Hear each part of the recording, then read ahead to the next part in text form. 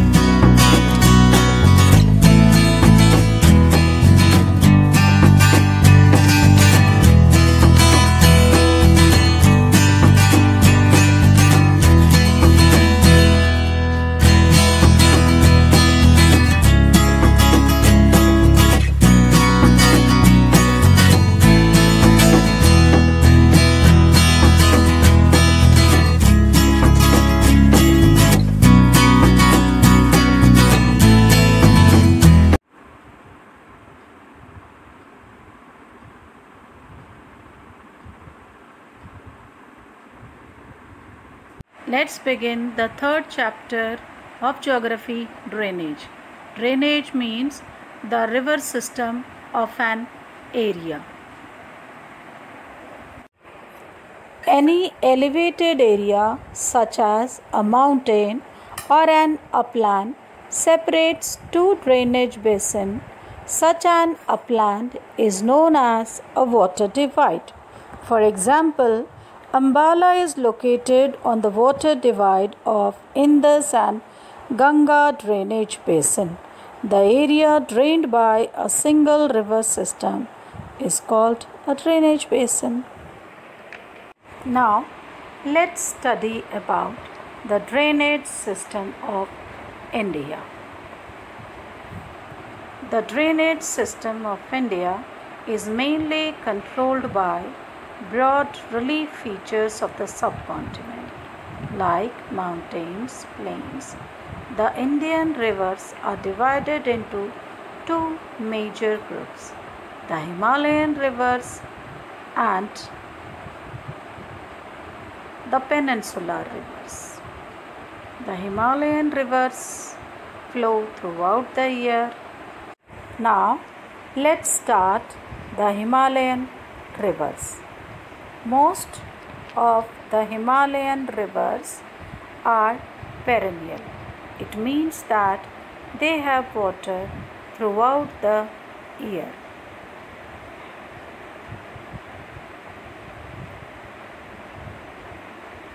Most of the Himalayan rivers are perennial.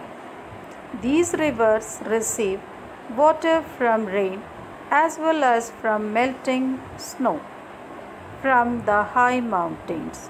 The Indus and the Brahmaputra are the major Himalayan rivers.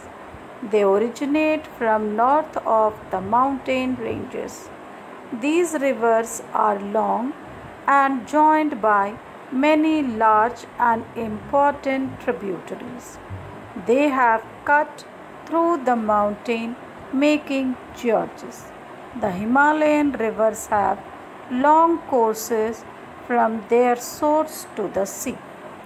In the middle and the lower courses, these rivers form meanders, oxbow lakes, and many other depositional features in their floodplains, as you can see in the photograph. See these photographs, dear students.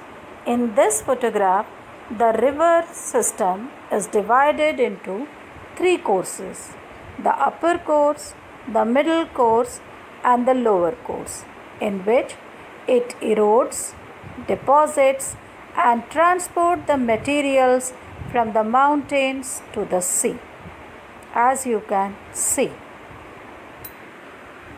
Now, let's discuss about peninsular rivers. A large number of peninsular rivers are seasonal. Their flow is dependent on rainfall. See, the peninsular rivers are Narmada, Tapi, Godavari, the Himalayan rivers. Let's discuss about the Indus river system. The river Indus rises in Tibet near Lake Mansarovar. It enters India in the Ladakh district of Jammu and Kashmir. Several tributaries, the Zaskar, the Nubra, the Shyok, and Hunza, join it in Kashmir. The Indus flows through Baltistan and Gilgit and emerges from the mountains of Ettok. The Satluj, Beas, Ravi, Chenab, and Jhelum join together the Indus near Mithankot in Pakistan. The Indus flows southwards till it reaches the Arabian Sea east of Karachi port in Pakistan. It has a total length of 2,900 km and it is one of the longest rivers of the world. Its 1/3 basin is located in India in the states of Jammu and Kashmir, Himachal Pradesh, and Punjab. The rest is in Pakistan. As per the Indus Water Treaty signed between India and Pakistan in 1960, India can utilize only 20% of water carried by the Indus river system. Punjab, Haryana, and southern and western parts of Rajasthan uses this water for irrigation. Now, let's discuss about the Ganga river system. The headwater of Ganga, called the Bhagirathi, is fed by Gangotri glacier and joined by the Alaknanda at Devprayag in Uttarakhand. At Haridwar, the Ganga emerges from the mountains on the plains. The Ganga is joined by many tributaries from the Himalayas, a few of them being major rivers such as the Yamuna, the Ghagra, the Gandak, and the Kosi. Dear children, the length of the Ganga is over 2,500 kilometers. The river Yamuna rises from the Yamunotri glacier in the Himalayas. It flows parallel to the Ganga as a right bank tributary. It meets the Ganga at Allahabad. The Ghagra, the Gandak, and the Kosi rise in the Nepal Himalayas. The Ganga's main tributaries, which come from the peninsular upland, are the Chambal, the Betwa, and the Son. These rise from semi-arid areas, have shorter courses, and do not carry much water in them. The Ganga flows eastwards till Farakka in West Bengal. Here it divides into two branches and forms a distributary known as the Bhagirathi Hooghly, which flows into the Bay of Bengal. The main stream of the Ganga flows into Bangladesh, where it is joined by the Brahmaputra coming from Assam to form the Meghna.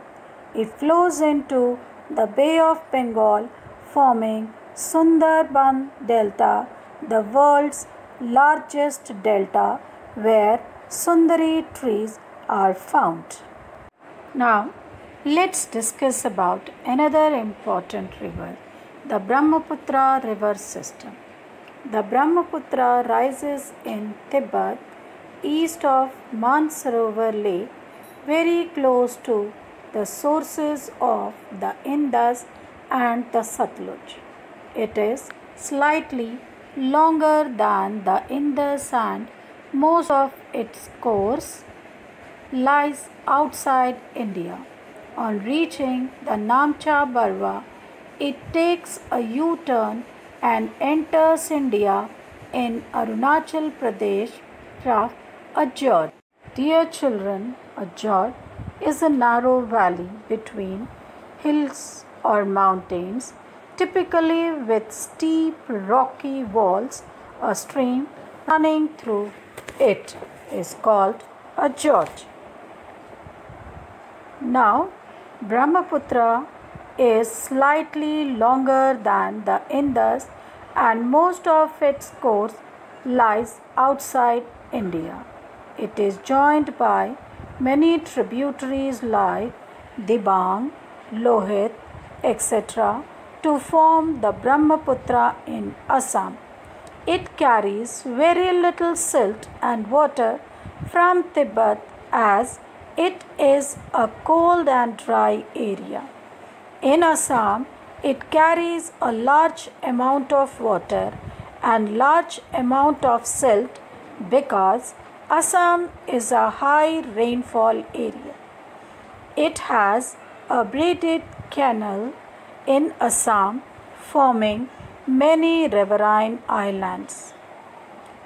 Mujali Island, the world's largest riverine island, is formed by it. Brahmaputra overflows its bank during the monsoon every year, causing severe floods in Assam and Bangladesh, which causes a lot of destruction of life and property.